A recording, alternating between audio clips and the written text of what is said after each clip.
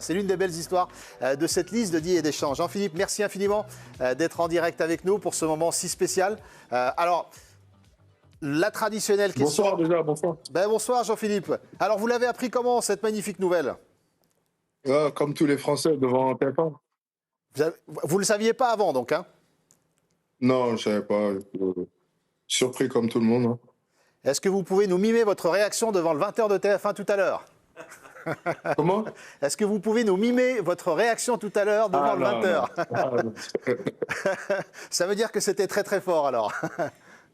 C'était très fort. Dites-nous justement ce que ça représente pour vous. Ça fait appel à des souvenirs d'enfants en général. La force de cette présence en Coupe du Monde pour vous, c'est quoi? Non, exactement, c'est un rêve de gosse. Et je ne sais pas comment expliquer, c'est fort, c'est très fort. Dave? Oui, bonsoir Jean-Philippe. Félicitations déjà pour cette convocation. C'est évidemment une belle nouvelle, d'autant que vous avez un parcours un peu singulier, un peu particulier, on le sait. Et puis surtout, quand vous avez commencé à faire vos premiers pas en équipe de France, il y a eu cet hiver avec ce départ avorté au Milan pour cause de blessure au genou. Et puis derrière, la blessure qui vous a empêché d'être au rassemblement de mars, qui était le dernier rassemblement avant la Coupe du Monde. Est-ce qu'à ce moment-là, je sais que vous êtes fort mentalement, mais est-ce qu'à ce moment-là, vous vous êtes dit « Waouh, ça tombe vraiment pas bien et c'est pas pour moi cette saison, quoi ».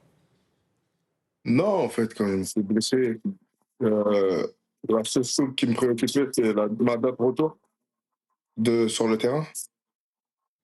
Quand j'ai su ma date de retour, dans ma tête, j'étais prêt. Et vous êtes prêt pour intégrer cette liste? Timothée? Bonsoir Jean-Philippe, félicitations effectivement pour cette sélection. Vous faites partie d'une ligne avec 9 attaquants. Quand on la voit, ça ne fait pas lire d'envie probablement beaucoup de sélections. Dans cette liste d'attaquants, il y a des superstars et ça n'est pas vous faire offense. Quand on pense à des superstars médiatiques, je pense à Olysée, je pense à Dembélé, Ballon d'Or, je pense à Kylian Mbappé, même Ryan Cherki qui a pris une dimension tout autre cette saison. Comment vous abordez cette compétition? Est-ce que vous projetez déjà? Est-ce que vous arrivez avec le couteau entre les dents en vous disant « j'ai ma place, je vais me la faire et je vais me la faire sur le terrain dans le 11 » Ouais, c'est des beaux noms, ça fait du bien. C'est la meilleure équipe du monde. Et je pense qu'on va me donner. Et je vais me donner à fond. Bikash, qu'est-ce que la présence de Mateta? Non, je me dis que tu vas prendre ce qu'on va te donner, mais ce que tu veux plus que ce qu'on va te donner. C'est ça, comment tu vas les titiller, essayer de gagner ta place, et essayer de gagner du temps de jeu. Est-ce que tu seras prêt à aller jouer sur un côté, aller jouer en 9,5, voilà, rendre service à l'équipe? Voilà, comment tu vas vivre cette Coupe du Monde, parce que c'est très long, c'est 5 semaines. Parfois, on ne joue pas et ça peut être... voilà, il faut se mettre au service du collectif quand même. Ouais, il faut se mettre au service du collectif. Et après, j'ai un profil différent des autres. Et comme le coach il a dit, il ne va rien inventer, il va me mettre au numéro 9 s'il a besoin de moi. Et moi, je vais me donner à fond pour l'équipe. Jean-Philippe, vous avez dit avoir été surpris quand on a pris l'antenne, quand on vous a rejoint. Vous avez dit avoir été surpris. Est-ce que vous avez dû annuler des billets d'avion pour vos vacances? Non, la Coupe du Monde, c'était l'objectif premier. C'est pour ça que je me suis mis devant la télé. Et j'espérais avoir ma place dans cette Coupe du Monde. Et maintenant, j'y suis. Et on va travailler pour faire... comment dire? On va travailler pour donner une bonne image. Jean-Philippe, on l'a dit, vous avez un parcours un petit peu singulier. On parlait du parcours de peut-être des joueurs un peu plus stars. Vous avez votre parcours qui est à vous. À quel moment l'équipe de France, ce n'était plus seulement un rêve, mais c'est devenu un projet? Parce qu'on ne vous a pas vu venir. Si on nous demande il y a 2 ans, est-ce que Jean-Philippe Mateta sera en équipe de France, ce n'était pas évident pour tout le monde. À vous, à quel moment vous avez commencé à y penser vraiment? Moi, franchement, j'ai toujours y pensé. Hein. Ça a toujours été quelque chose, un objectif. Et je savais en première ligue, si tu marquais beaucoup de buts, tu allais un jour à taper.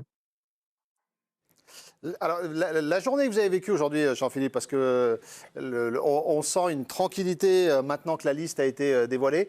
Est-ce que vous êtes passé par plusieurs phases dans la journée? À un moment, vous n'y croyez plus du tout, et puis on y croit. On regarde un petit peu ce qui se dit, les éventuelles rumeurs ou les infos qui sortent sur la sélection? Non, franchement, pas du tout. Ce qui m'a aidé, c'est le fait de. Je suis rentré très tard de Manchester parce qu'on a eu match hier. Je suis arrivé à 3 heures chez moi, je crois. Donc j'ai beaucoup dormi c'est aujourd'hui. C'est une bonne tactique pour être au courant de rien. Ça, ça a l'air meilleur, hein. Oui, mais ça l'a pas empêché de dormir l'annonce de la liste, hein, donc ça va, c'est cool. Hein. Ça dort combien Je me suis réveillé, je me suis réveillé à 19h. 19h55. Alors réveillé à 19h, Voilà. couché à quelle heure? Je me suis pas couché. Ouais, un dernier mot, Jean-Philippe, parce qu'on dit vraiment c'est une belle histoire. Alors vous avez dit à Dave que vous y avez toujours cru, mais c'est important de rappeler le parcours aussi. On vous annonçait comme un super joueur très tôt. Vous avez été transféré très tôt à Lyon. Il y avait beaucoup d'attentes autour de vous. Et puis après, on vous a un petit peu perdu de vue en France. C'est aussi une revanche pour vous aujourd'hui de faire partie de cette liste?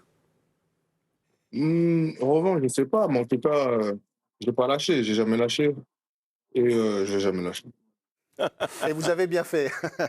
Est-ce que vous voulez écouter Didier Deschamps en conférence de presse, ce qu'il a dit de vous quand la question lui a été posée? Pas de souci, avec plaisir. Eh ben allons-y.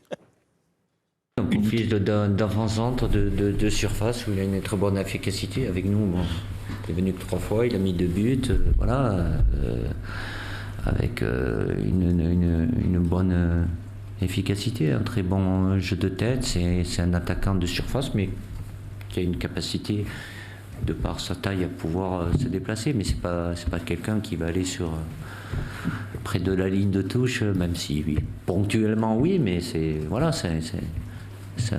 un profil différent qui donne une option qui peut être utile aussi. Alors, bon, il ne s'est pas trompé, c'est bien vous, Jean-Philippe. Yeah, c'est ça. Bon, ok. Est-ce que vous allez fêter un petit peu ça, Jean-Philippe, et on vous laisse tranquille ensuite? Vous avez prévu quelque chose de spécial ou les félicitations que vous avez reçues, vous avez dû en recevoir beaucoup, qui vous ont peut-être touché le plus depuis que ça a été fait? Ouais, j'ai reçu beaucoup de félicitations. Je ne les ai pas encore tous lus, mais j'ai plus parlé avec la famille pour l'instant. Et la famille vous a dit quoi? Ah, la famille est contente pour moi.